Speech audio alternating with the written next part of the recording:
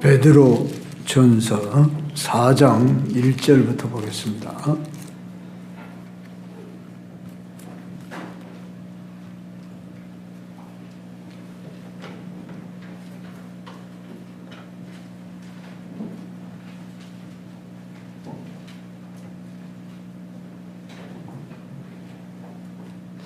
한 절씩 교독합니다. 그리스도께서 이미 육체의 고난을 받으셨으니 너희도 같은 마음으로 갑옷을 삼으라. 이는 육체의 고난을 받은 자는 죄를 그쳤음이니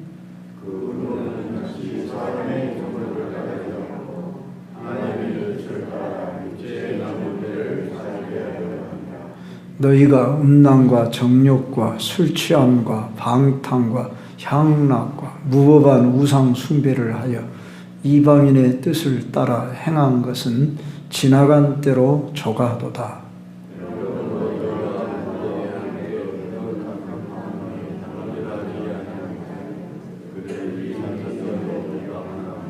그들이 산 자와 죽은 자를 심판하기로 예비하신 이에게 사실대로 고하리라.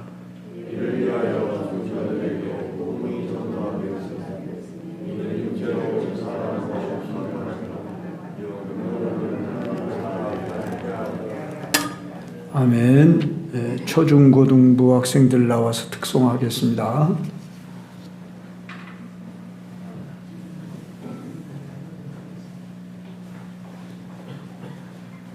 교사들까지.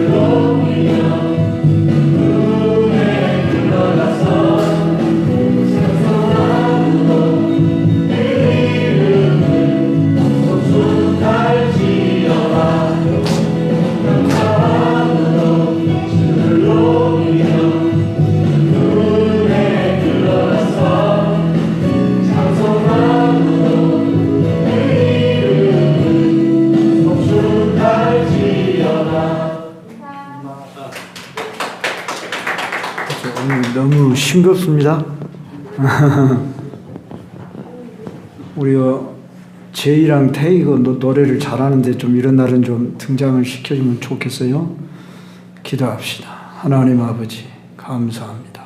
오늘 이 오후 시간에 비록 하나님 숫자는 작을지라도 주님 한 사람 한 사람을 귀하게 보시고 하나님 우리들의 영혼이 살면 내 가정도 변화되고 또 주변도 변화되고 세상이 달라질 줄로 믿습니다. 우리 자신들이 먼저 변화되도록 성령이 역사해 주옵소서. 우리는 남이 변화되기를 원하면서도 진작 내가 변화되지 못하고 있음을 당연시하고 우리는 참으로 주님이 우리를 변화시키면 변화될 줄로 믿습니다. 믿음을 가지고 오늘 또 변화된 자로 살게 해 주시옵소서. 우리 초등부에 이르기까지 한 생명 한 생명 귀하게 보시고 천하보다 귀하게 여기시는 우리 주님의 생명들이 참으로 달라지는 역사가 나타나도록 오늘도 성령이 역사하는 시간 되어 주시옵소서. 예수님 이름으로 기도합니다. 아멘. 네, 오늘 제목이 참 좋은 것 같습니다. 제가 생각해도 육체의 남은 때를 어떻게 살 것인가. 네.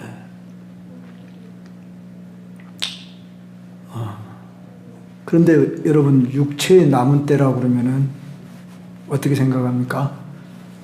지금까지 살아온 생활, 과거를 비교하면서 앞으로 살 날, 이렇게 우리는 우리 인생을 2등분해서 보통 생각하기가 쉽습니다. 그래서 이 세상에서 태어난 날부터 지금까지 살아왔는데 그리스도를 우리는 중심에서 예수님 믿기 전 내 모습 또는 삶, 그리고 예수님 믿든 후의 삶, 보통 간증하라면 이렇게 구분을 합니다. 그런데 우리는 조금 더 나아가서 이렇게 생각을 해서 3등분해서 이해를 하면 좋겠습니다. 어떻게 3등분 하느냐? 예수님을 믿기 전에 나, 예수님을 믿은 후에 나, 그리고 새 하늘과 새 땅에 들어가서 살 나. 이렇게 우리는 3등분해서, 즉 영원한 삶, 새 하늘과 새 땅에서의 삶이 진짜 삶이에요. 여러분, 곤충으로 말하면 저 애벌레에 속한 그런 땅 속에 있던 그런 그걸 뭐라고 그런가 모르겠어요. 애충이라든지 그런 식으로 그 번데기 안에 있건 또는 그 물 속에 있는, 제가 참 잠자리를 좋아한다고 그랬죠. 잠자리로 말하면 그 잠자리가 그 물 속에 이렇게 알을 까더라고요. 그러면 알을 까면 거기서 이렇게 그 번데기로 해서 자기가 이렇게 탈바꿈을 하려고 할 때는 그 풀 마디에 그런 데 붙어 있다가 이렇게 거기에서 이렇게 이상한 모양을 하다가 나와요. 저는 그런 모습을 봤어요. 여러분은 얼마나 그런 거 안 봤을 거예요, 아마. 그런 모습을 하다가 푸득하고 나오면은 아름다운 잠자리 모습이 나옵니다. 이게 진짜 모습이에요. 그런데 우리들의 삶이 어쩌면 지금 이 땅에서의 삶은 예수님 믿기 전이 있고 믿은 후가 있어요. 그런데 영원한 나라에서의 그 삶의 관점에서 보면은 마치 이 땅에서의 삶은 애벌레 그 어떤 번데기 안에 있는, 거기서 내가 몸부림을 치면서 거기서 비상하려고 움직이고 있는 그런 순간이 아닌가. 아니, 예수님을 믿은 순간은 이미 거기서 나온 날인데 영원한 시점에서 보면은 아직도 그 창공을 충분히 날지 못하는 이런 모습으로 비유해야 할런지요. 여하간에 우리는 영원한이라는 시간이 과연 있을 것인가, 여기에 대해서 퀘스천 마크를 붙이면서 마치 그건 환상 꿈처럼 생각을 합니다. 그러지 않습니까? 성경이 기록됐으니까 우리가 믿지만은 현실적으로 보여지지 않고 만져지지 않고, 그런데 가만히 보면 세상 사람들도 장례식장에 가서 뭐라고 인사하냐면은 명복을 빕니다.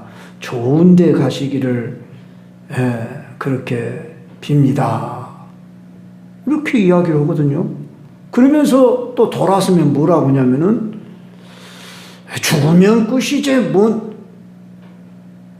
사람이 이율배반적인 행동을 취하고 말을 하고 있어요. 그러면서 또 제사를 섬기고 또 조상들이 와서 또 그걸 음식을 마치 먹는 것처럼 혼이라도 온다고 또 인정을 하면서 도대체 앞뒤가 안 맞는 삶을 살아가고 있어요. 그리고 내세가 있는 걸 믿습니까? 그러면 어때요? 안 믿는다고 그래. 없다고 그래. 그러면서도 또 자기 안에 내면에서는 두려움 속에 살아가요. 두려움 속에 살면서 자기 영혼의 그 영원한 때에 심판받을 것을 두려워하고 있습니다. 만약에 우리가 이 땅에서의 삶이 전부다면 그건 공산주의의 사상하고 같습니다. 공산주의 사상이 뭐냐면 유물론 사상이에요. 이 영이란 없다는 거예요. 혼의 기능밖에 없다는 거예요. 그래서 사람이 죽으면 다 이런 기계의 폐품 처리하면 죽기 전에 늙은 사람이나 쓸모없는 사람들은 저 아우지 탄광이나 그런 데 어떤 감옥소에 보내버려야 한다고. 다 죽여버려야 한다고. 이런 사고 가치관을 가지고 있어요. 한마디로 물질에 지나지 않는 존재다. 유물론 사상이에요. 그런데 민주주의라고 하는 것은 바로 성경에서 출발한 것입니다. 그래서 인간을 존엄성을 인정하고 왜 인간을 그렇게 사람 한 사람 수억을 들여도 그 사람을 살리려고 합니까? 이 땅에서의 삶이 전부고 끝이다 그러면 그렇게 너무 애석하게 생각할 것도 없잖아요.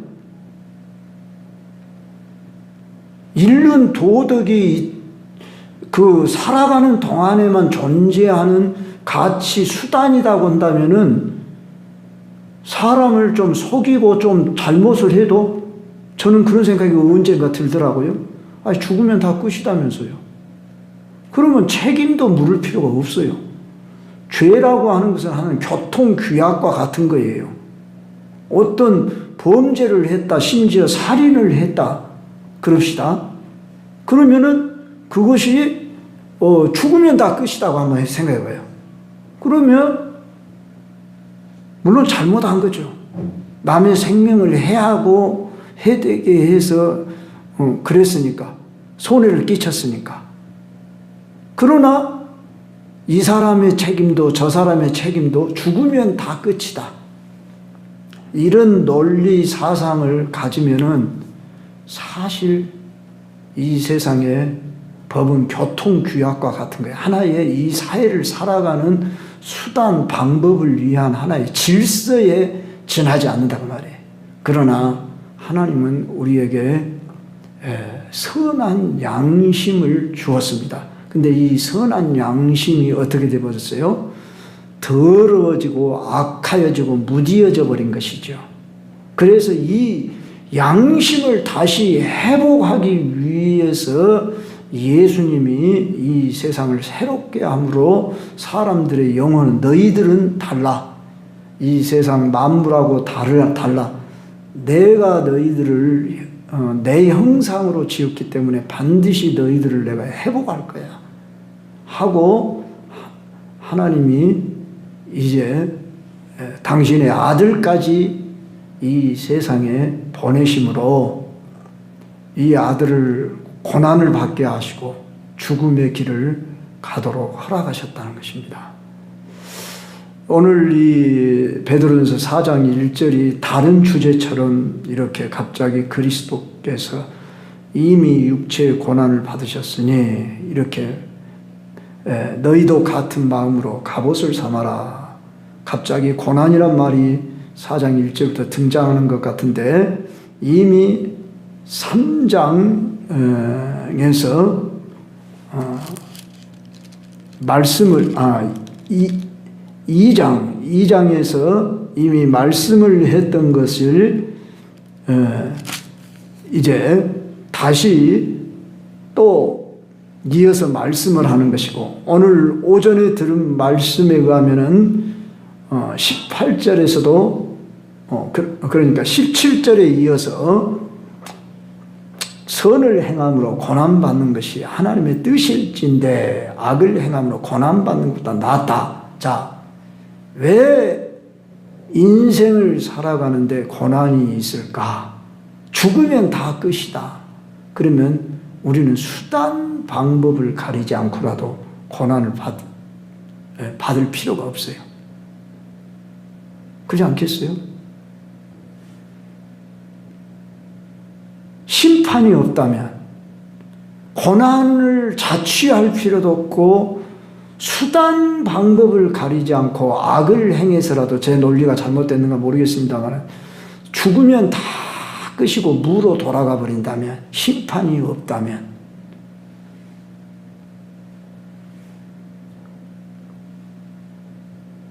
바로 저 유물론주의 사상을 가진 사람들이 그렇게 행동할 수밖에 없겠구나 하는 것이 이해가 갑니다. 저들은 신이 없으니까, 심판도 없으니까. 그러나 우리는 오늘 본문에 의하면은 그리스도께서 이미 육체의 고난을 받으셨다. 그리스도 안에서 우리 자신들을 살피지 않는다면 우리는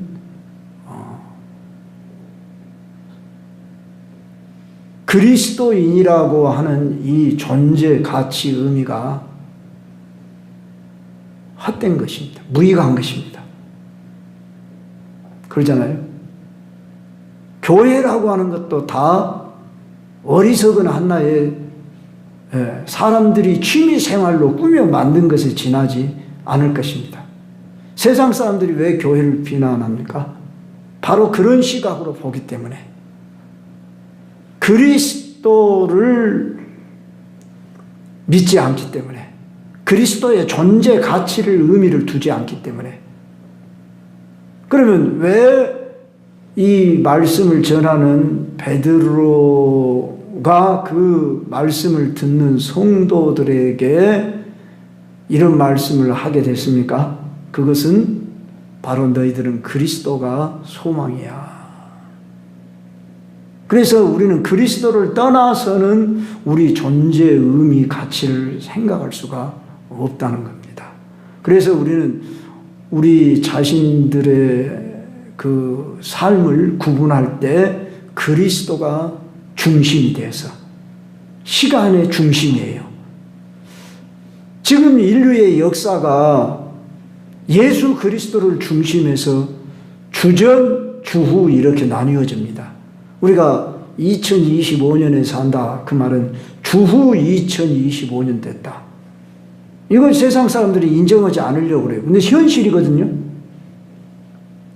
주님이 오신 뒤로 지금 2025년 됐다. 싫든지 말든지 불교 믿는 사람들은 우리는 뭐라고 합니까? 그들이 말하기를 석가가 온지 그걸 뭐라고 그래요? 그 사람들은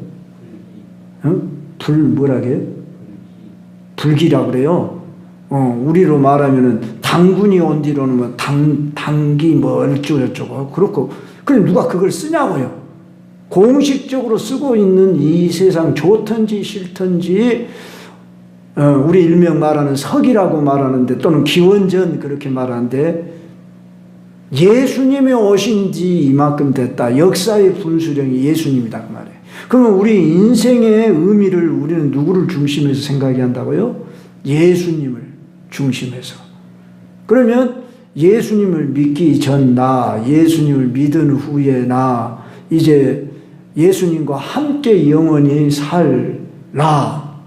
그래서 우리가 육체에 남은 때, 오늘 여기 보면 그런 말이 나와요.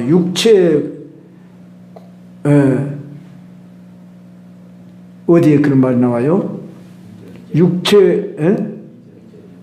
2절, 그렇죠. 하나님의 뜻을 따라 육체에 남은 때, 우리는 육체에 남은 때를 죽을 날로 보고서 살아가는 남은 때라고 하는 이런 시간의 관점에서 보기가 쉬운데, 이 우리가 오늘 관점이 좀 바꿔졌으면 한다 그 말이에요. 영원히 살 백성으로서 지금 여기서 내가 어떻게 시간을 보낼 것이냐, 이런 관점으로 보라는 거예요. 제가 이걸 생각하면서 뭘 생각했냐면, 우리가 다 여행을 갔다고 합시다.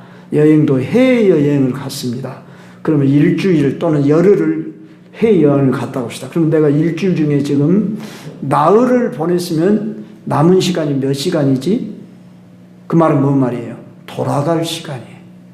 돌아갈 시간이 3일 남았어, 이틀 남았어, 하루 남았어. 하루 남았으면 어떻게 해요? 이제 갈 준비를 하고 챙기는 것이 당연하잖아요. 이런 관점에서 내 본국으로 돌아오는 나를 기대하며 준비하는 시간으로 그것을 생각하지 않고 여행객이 말이야 거기서 보내는 날들의 재미에 빠져가지고 그냥 돌아갈 생각을 않고 거기서 그냥 주저앉아 버렸다. 이들을 체류자라고 그럽니까? 이들을 불법 체류자, 불법 체류자가 돼버리는 거예요. 미국에 가면은 우리 한국 사람들 불법 체류자들이 많다고 그럽니다. 그 피해 다니면서 트럼프 대통령이 지금 불법 체류자 다시 쫓아내는 그런 일을 하고 있죠. 저 남미 저쪽에서 그 불법 체류자들이 무수하게 들어오는데 차단하고, 우리 한국에도 외국의 노동자들이 불법 체류자들이 많아요. 자, 돌아갈 나라가 있어야 하는데 돌아갈 나라가 없고 돌아갈 준비를 하지 않는 사람들을 불법 체류자라고 말합니다. 오늘 이 땅에 우리가 살아가면서 영원히 내가 돌아가야 할 나라를 준비하고 그러기 위해서 내가 여기서 어떻게 살 것이냐, 이런 관점에서 생각을 해야 하는데, 이 땅에서 죽을 날이 얼마나 된지 모르기 때문에 지금 내가 여기서 어떻게 살아야 돼? 그러니까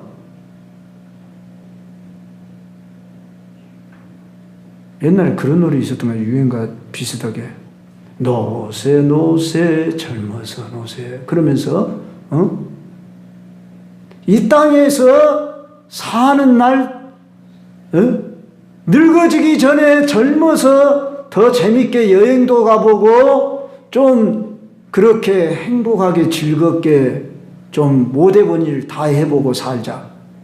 이런 관점으로 세상 사람들은 본다 그 말입니다.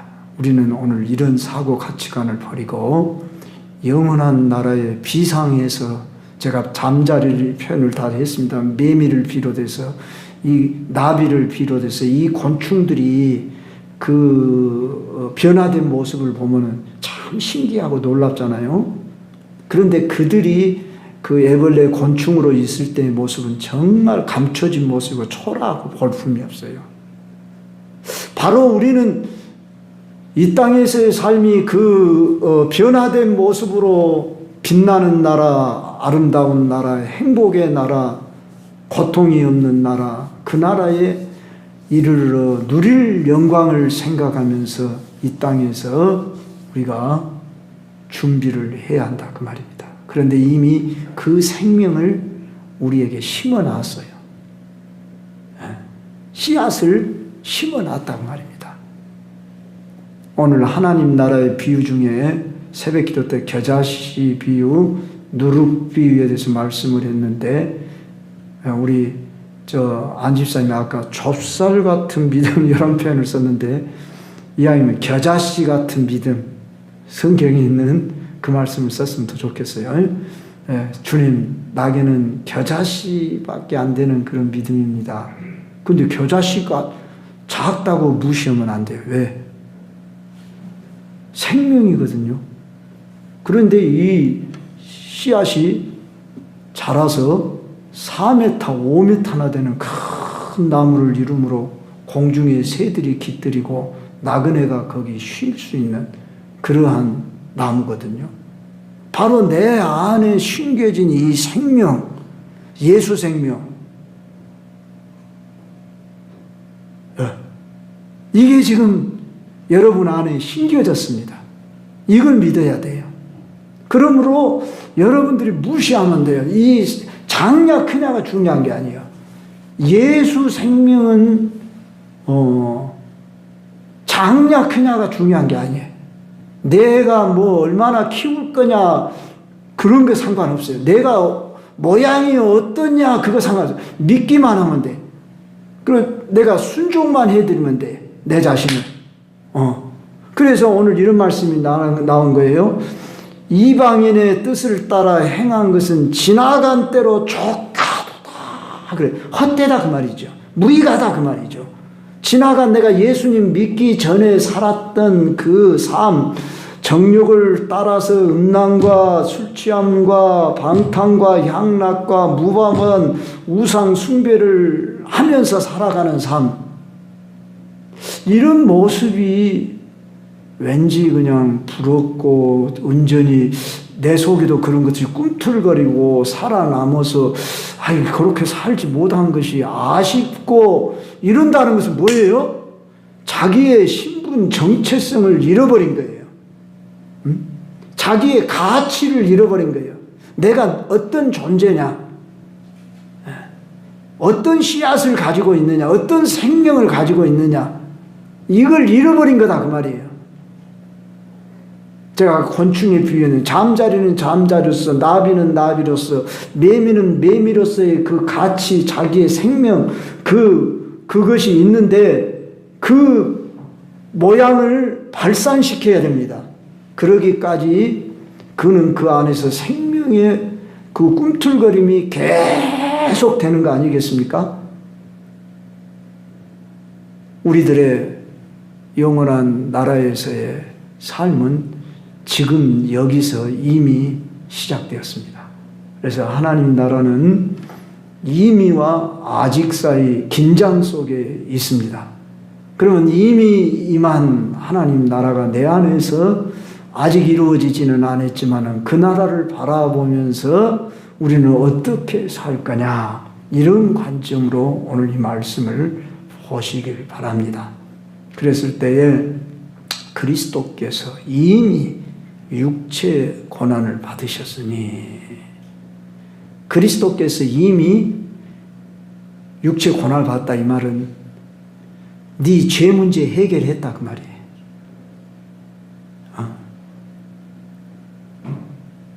너 그 죄된 종된 삶, 그 비참한 삶, 종노릇하며 끌려다닐 수밖에 없는 그 삶을 이제 주님이 이미 고난을 받으심으로 그 일을 해결해 놓으셨다. 그것이 지금 베드로의 앞에서도 하신 말씀이잖아요. 의인으로서 불의한 자를 대신하셨다. 그러므로 너희도 같은 마음으로 갑옷을 삼아라. 이제 무장시켜라. 이 갑옷을 삼아라 그 말은 예수 그리스도의 그 죄를 이기는 삶을 위해서, 너희들의 죄 문제를 해결하기 위해서 죽어버려서 이제 부활의 생명으로 너희 안에서 역사하시도록 하셨으니 너희들도 육체의 고난을 받은 자는 죄를 그쳤음이니. 자, 이 말을 두 가지로 해석한답니다. 여기서 육체의 고난을 받은 자가 그리스도를 가리키냐, 그리스도인을 가리키냐. 자, 첫 번째로 그리스도를 한번 가리킨다고 한번 생각해 보세요. 육체의 고난을 받은 자가 죄를 그쳤다. 문맥이 맞습니까? 안 맞지요. 예수님이 죄를 그쳤다니요. 예수님은 죄를 지을 수가 없잖아요. 그렇기 때문에 여기 그리스도라고 대입을 하면 상당히 문제가 발생할 수 있습니다. 그러면 그리스도인이라고 생각해 봅시다. 육체의 고난을 받은 자는 죄를 그쳤다 할 때 죄를 그쳤다는 말은 쉰다, 멈췄다, 그런 의미입니다. 그러니까 왜 육체의 고난을 받습니까? 지금 고난받는 이유가 뭐냐는 거예요. 그리스도 때문에 나는 이렇게 살 수가 없어. 저 세상 사람과 같이 살 수가 없어. 그러고 자신이 그러니까 죄를 멈춘다고 말입니다. 고난을 길을 간다고 하는 그것 자체가 뭐예요? 죄를 멈추는 거예요. 죄를 안 짓기 위해서 고난의 길을 가는 거예요. 오늘 이 시간도 여러분이 선택하며 이 자리에 앉아 있습니다. 그렇죠? 여러분, 오전 예배만 드리면 되지. 또 뭔 피곤하게 오후 예배까지 드려. 이런 생각이 솔깃하게 육체 속에서 들어와. 생각 속에서. 그런데 나는 그렇게 살 수 없어. 여러분 자신을 가치 있는 존재로 여러분 자신을 그렇게 육체의 여러분의 안일함에 여러분 육체의 필요를 따라 여러분을 내주지 않고 이 시간에 고난받기로 작정하고 이 시간을 떼어놓았다고 말이에요. 그거 아닙니까? 작은 일이지만은 우리가 지금 어떤 무력적으로 어떤 억압을 받고 그런 고난은 아니지만은 이 작은 일에서부터 내가 선택할 수 있는 자유가 있지만은 이 선택의 자유에 있어서 여러분들이 주를 위해서 내가 시간을 떼어놓고 내가 내 영혼의 때를 위해서 내가 내 영혼의 안식과 기쁨을 누리기 위해서 자유를 누리기 위해서 주를 위해 내가 쓰임받는 도구가 되기 위해서 주와 함께 지금 고난의 길을 가는 겁니다. 물질을 10분의 1을 여러분이 떼어놓고 주님 앞에 내가 온전한 11조로 내가 이렇게 떼어놓습니다. 벌써 여기서부터 여러분은 세상과 다르게 살기로 작정하는 것입니다. 세상 사람들은 놀랄 일이죠. 세금을 10분의 1을 이상 띈다 그러면 여러분 어떻게 생각해요? 막 항의하고 큰일 날 것처럼 생각하지 않겠어요? 근데 여러분들은 주를 위해서 10분의 1이 뭡니까? 주를 위해서 더 10의 2조라도 내가 더 드리고 할 수 있으면 모든 것을 내가 주님 드릴 수 있습니다.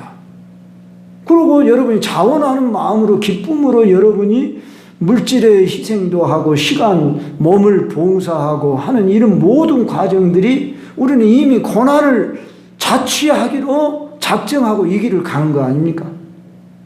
강요해서 가는 거 아니잖아요. 여러분의 신앙의 결단에 의해서 희생을 하는 것입니다.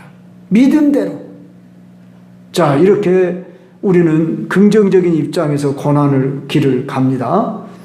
그런데 전에 이방인으로 살 때는 정욕의 삶, 술로 인한 방탕, 향락, 또한 아주 우상 숭배하는 이런 일들이 자연스럽고 익숙했다고 말입니다.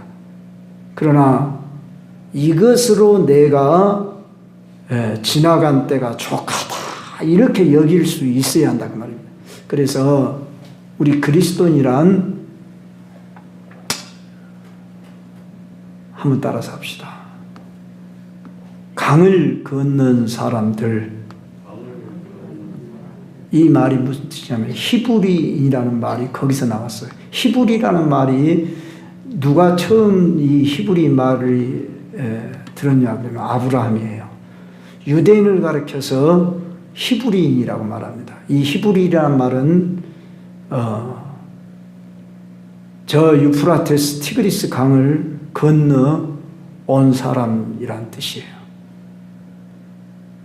아브라함을 향해서 하나님이 너는 본토 친척 아비집을 떠나라. 내가 너에게 지시할 땅으로 가거라. 그래서 아브라함을 가리켜 히브리 사람 이렇게 불렀어요. 여성들이 이렇게 시집을 와서 살면은 제 아내 같으면 장성 사람이에요. 그러면 장성떡. 나주에서 시집 온 사람은 나주떡, 나주떼기라고 해야죠. 떡이라고 하면 좀 이상하네요. 전라도 방. 이런 식으로 불러요. 떠나왔다 그 말이에요. 거기서. 우리는 어디 강을 건넌 사람이 있냐? 우리는 세상 강을 건너버린 사람. 이렇게 여러분 자신을 인정해야 돼요. 그런데 세상 속에 다시 파송되어 살거든요. 세상을 떠나 산 게 아니잖아요. 세상 속에 살아가. 그런데 여러분이 그 세상이라고 하는 곳을 어떻게 봐야 하냐면 나는 이 세상에 속하지 아니했다. 근데 우리는 세상의 영향을 받기가 쉽잖아요. 그럼 우리 영향을 받으려고 하면 안 되고 영향을 주는, 미치는 이런 사람이 되어야 합니다. 그래서 나는 세상 속으로 침투해서 파고 들어가서 빛을 비추는, 오늘 아침에 우리 지우하고 저기 저 누구야 건이 둘이를 두고 친구들이 몇 명이나 되냐 8명이고 뭐 9명이고 그런데 그러면 그 중에 예수 믿는 친구가 몇 명이냐 건이나 1명이래. 그리고 다른 종교래. 그 우리 지우도 대부분 안 믿는 친구들이 대부분 많아. 자, 그런데 그들이 뭐냐 그러면 어둠에 속한 자라고 성경이 나왔고요. 어둠을 좋아하고 어둠에 다닌다고 그랬어요. 거기 성경에 보면. 그리고 오늘 우리 그리스도인들을 가르쳐 빛이라고 말했어요. 너희는 세상의 빛이니라 그랬거든요. 그런데 세상 사람들을 뭐라고 표현했다고요? 어둠이라고 했다고. 어둠. 그럼 내가 이렇게 가면은 빛이 딱 비춰갖고 환해져야 돼.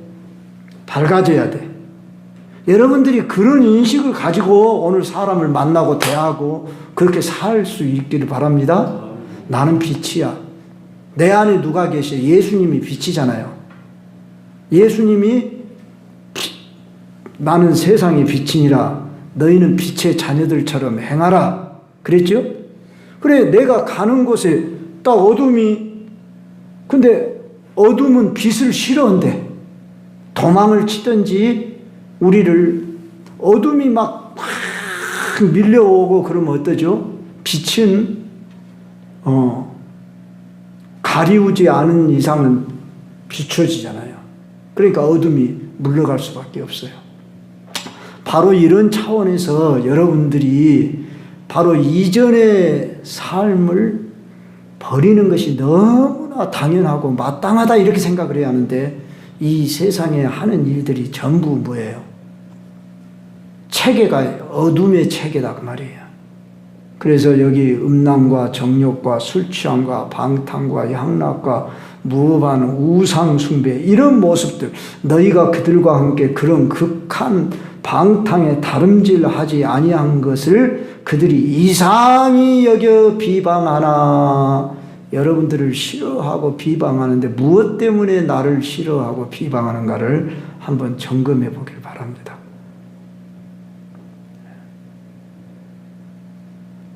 세상 친구하고 잘 어울리려면 내가 그들의 비율을 맞춰주고 그들의 가는 곳을 가줘야 되고 그들이 노는 것에 같이 놀아줘야 되고 그들의 생각과 사고 가치관을 내가 같이 공유해야 그들이 좋아해. 근데 우리 그리스도인들이 교회 안에서는 찬송 부르고 기도하고 예배드리고 그렇게 생활을 하는 것이 좋아서 이곳에 남아있지만 또 세상으로 가서 6일 동안 살 때는 또 그들하고 또 어울리고 또 그들과 함께 그들의 비율을 맞추고 그들을 즐겁게 해주고 그들로부터 내가 뭘 받으려고 하고 이렇게 살아가다가 또 여기 교회를 오니까 우리는 이중적 삶을 사는 것이고 갈등이 일어나고 그런다고 말입니다. 오늘 우리는 육체에 남은 때를 그렇게 살면 안 되잖아요. 왜요? 우리는 새하늘과 새 땅에서 다시는 눈물이 없고 고통이 없고 정말로 영화로운 빛된 나라에 거하여야 할 백성이 이 땅에서 지금 그 나라를 가기 위해 준비하는 사람으로서 참 신실하게 그리스도의 신부로 정결한 처녀로 들어가야 할 사람이 우리는 지나간 때로 조카도다 이렇게 해야 하지 않겠냐고요. 우리는 예수 그리스도를 중심해서 예수 그리스도 이전과 이후의 삶이 분리되고 바뀌어졌습니다. 새로운 피조물이 됐습니다. 씨가 숨겨졌어요. 밭에 무슨 씨앗이 숨겨졌느냐에 따라서 앞으로 무슨 싹이 날 거냐가 결정이 되는 거예요. 사과 씨가 숨겨졌으면 반드시 뭐가 나요? 사과나무가 날 거예요. 나는 예수 씨앗, 예수 생명이 내 안에 들어왔다. 이것을 여러분이 가치 있게 알아야 돼요. 그래서 여러분들은 예수님 짜리가 되었어요. 너희가 하나님의 성전인 것과 하나님의 성령이 너희 안에 거하시는 것을 알지 못하느냐. 예수님이 값으로 여러분을 사셔버렸어. 보배의 피로 여러분과 저를 사버렸다고 말이에요. 우리가 이런 가치 존재를 분명히 알게 되면은 우리는 지나간 때로 족하다 이렇게 여겨야 한다고 말이에요. 내가 세상에 저 좋아하는 거, 즐거워하는 거, 그거 부러워하지 말아야 한다고 말이에요. 참으로 어리석도다 이렇게 여겨야 돼. 근데 우리는 어떠지요? 그 속성이 남아 있잖아요. 그렇기 때문에 우리가 문제지요. 그렇기 때문에 우리는 어떻게 해야 됩니까? 이제 5절로 넘어가서 봅시다. 그들이 산자와 죽은 자를 심판하기로 예비하신 이에게 사실대로 고한다. 누구나 산자, 실제 지금 살아있는 자 또는 죽은 자, 이미 죽어있는 자 모두 다 심판을 받는다고 말이에요. 우리 이걸 믿지요? 그렇다면 우리는 어떻게 살 것인가? 이것이 결정나야 돼요. 그래서 우리는 제가 이 말씀을 언제 읽다가 상당히 충격적으로 이 말씀이 들려졌어요. 육체 남은 때를 어떻게 살아야 할 것인가? 이방인의 뜻을 따라 행한 것은 지나간 때로 한번 이렇게 우리 한번 족하다 그렇게 한번 해봅시다. 족하다 한번 해봐요. 족하다. 지나간 것으로 아주 그냥 족하다 이렇게 한번 생각을 하란 말이에요. 그런데 여전히 지나간 것이 아쉬워가지고 그것을 붙들고 이렇게 하려고 한다고 말이에요. 아브라함이 저 갈대아 우르를 떠나서 가나안 땅에 살 때 돌아갈 기회가 있었으려니와 그는 보다 더 나은 본향을 향하여 돌아가지 않았다고 그랬어요. 본향을 따라 사는 자로 살기 위해서 그는 영원한 본향, 더 나은 본향을 바라보면서 나이가 먹으니까 고향 생각이 나서 50대 때 제가 태어나고 자란 동네가 지금은 그 집들이 사라져 버렸어요. 무등 경기장 옆에 그 전남고등학교 뒷마을 그 하천 옆에 그 마을이 지금은 무슨 뭐 공용 주차장으로 뭘로 이렇게 만들어져 버렸어요. 근데 그러기 전에 마을들이 좀 남아 있었어요. 그럴 때 제가 서울에서 좀 살다가 시골에서 살다가 이렇게 광주로 다시 오게 돼서 제가 살던 가만히 생각하니까 20년을 그곳에 살았더라고요. 제가 20살까지 살았어요. 그 고향이 생각나더라고요. 여러분도 태어나고 자란 고향 다 있지요? 그거 가보셨지요? 또는 안 못 가신 분은 어째요? 바쁘게 살다 보면은 30, 40대는 별로 갈 여력도 없고 그러지만은 50대나 60대 되어보세요. 옛날 친구 까마귀라고 그러죠. 옛날 까마귀들 생각나고 옛날 동창들 생각나고 그래가지고 뭐 5, 60대 되니까 만납디다.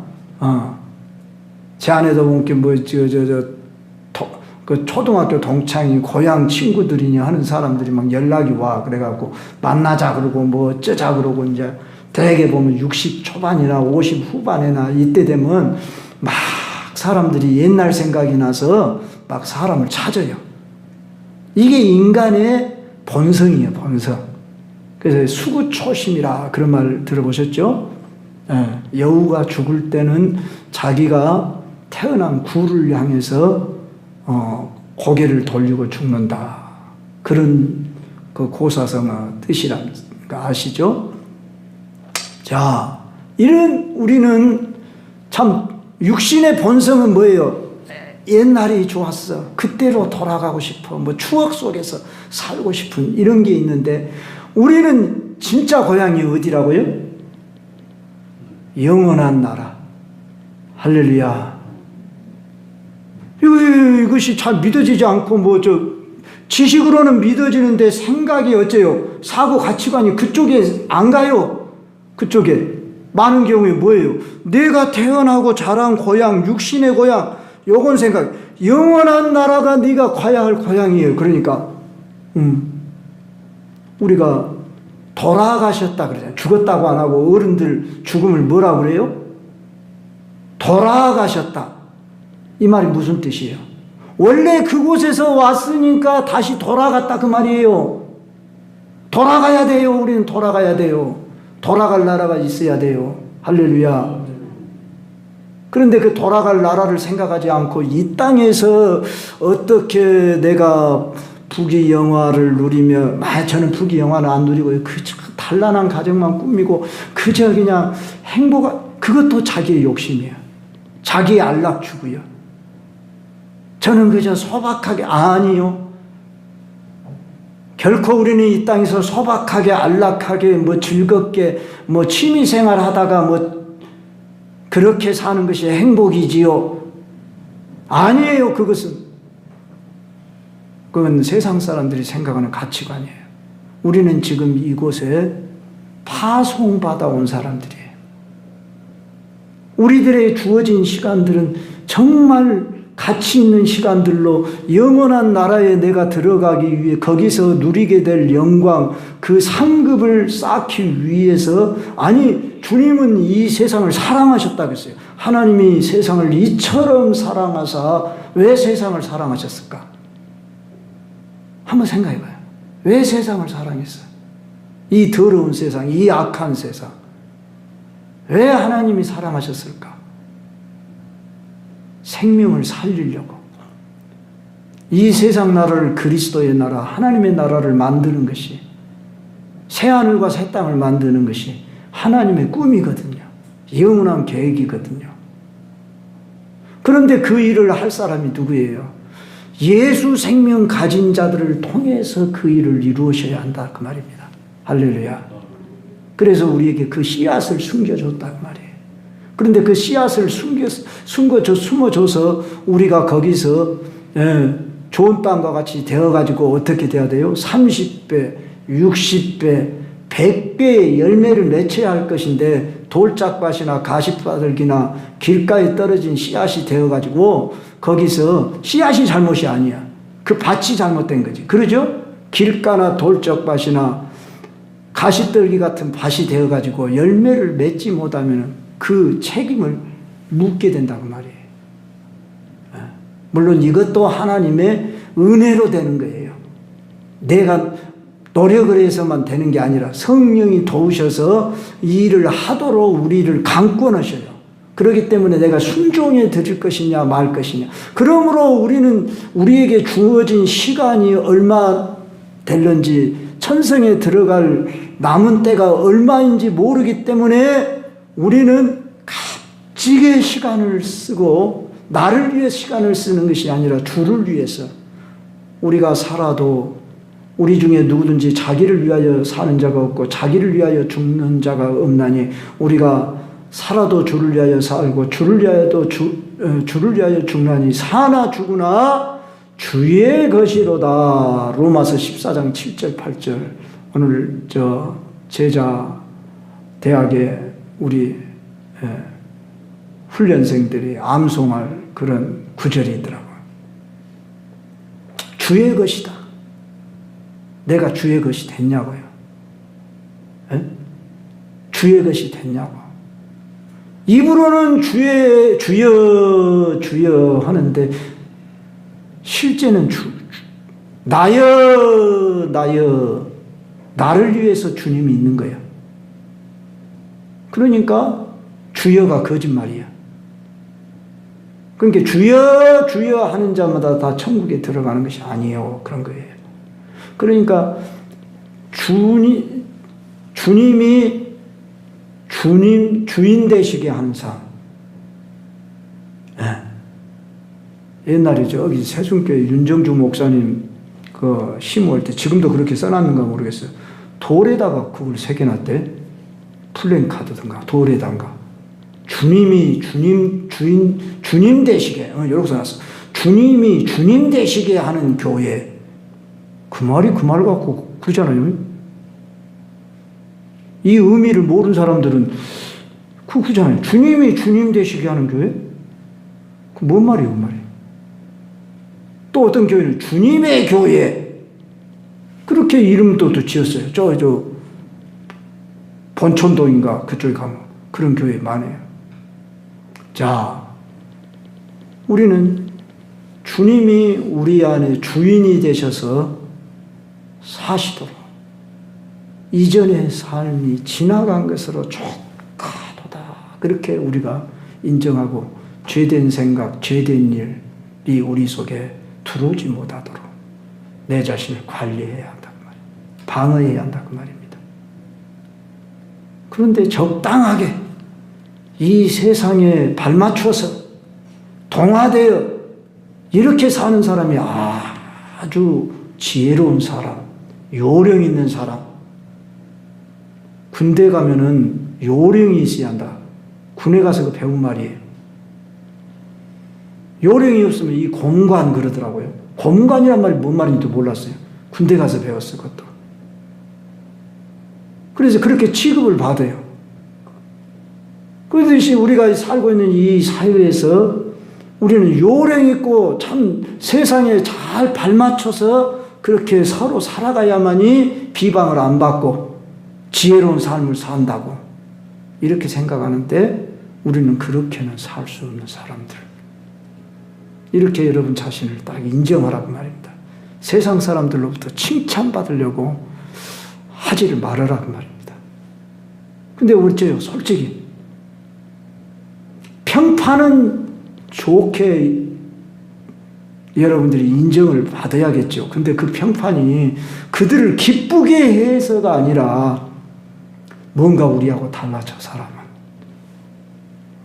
우리가 갖지 않는 그런 인격을 가지고 있고, 저 사람의 그 추구하는 그 삶의 모습이 정말 차원 높은 뭔가 다른 사람이야. 그래서 신기해서 물어본다 그 말. 그것이 몇 주 전에 무슨 말씀이었냐고는 베드로전서, 자, 이 말씀하고 정리해서 말씀 마치겠는데 15절입니다. 3장 15절. 우리 한번 다시 한번 읽읍시다. 시작. 너희 마음에 그리스도를 주로 삼아 거룩하게 하고 너희 속에 있는 소망에 관한 이유를 묻는 자에게는 대답할 것을 항상 준비하되 온유와 두려움으로 하고. 여러분 속에 소망이 있냐고요? 소망이 있다는 것을 저 사람들이 알 수 있게 느끼게끔 뭔가 신기하게 도대체 너는 뭔 소망으로 사냐? 네가 가지고 있는 소망이 우리하고 다른 것 같은데 그 소망이 뭐야? 그러고 물어오는 사람들에게 어떻게 하라고요? 대답할 것을 항상 준비하되 온유, 부드러운 친절함으로 이렇게 하고 두려움이란 하나님을 향하여 하나님 앞에서 두려운 마음으로 교만함이 없이 그들에게 가르쳐 줄 수 있는 이것이 준비되어 있어야 한다. 이렇게 말하고 있다는 것입니다. 6절 말씀은 좀 더 해석하고 마치겠습니다. 이를 위하여 죽은 자들에게도 복음이 전파되지. 이 말도 잘 해석해야 돼요. 이 말을 저 로마 가톨릭 교회에서는 바로 연옥에 있는 자들에게도 복음이 전해진다고 바로 자 봐라 그리고 문자적으로 그렇게 풀어서 이것을 그대로 그냥 갖다 드리던데, 여기서 죽은 자들이란 앞에 구절에서 지금 심판한다고 그랬잖아요. 예수님이 재림하실 때에 그 이전에 죽은 자들이다 그 말이에요. 예수님 믿고 죽은 자들, 그들이 이미 믿고 그들에게도 복음이 전파되었으니 이는 육체로는 사람으로 심판을 받으나 영으로는 하나님을 따라 살게 하려 하심이라. 자, 이들이 이제 다 우리는 어째요? 죄된 몸을 가지고 있기 때문에 육체로 죽음을 당해요. 그러지만 복음을 받은 사람들은 심판을 받지 않고, 즉 멸망을 받지 않고 영생이 이른다, 그런 말입니다. 그래서 우리는 얼마나 감사합니까? 이런 확실한 소망을 가졌어요. 여러분들의 소망을 잃지 마시고 세상이 빼앗지 못하게 하시고 세상에게, 여러분들에게 있는 그 소망을 여러분들이 알려줄 수 있는 이런 사람들이 되시길 바랍니다. 기도합시다. 하나님.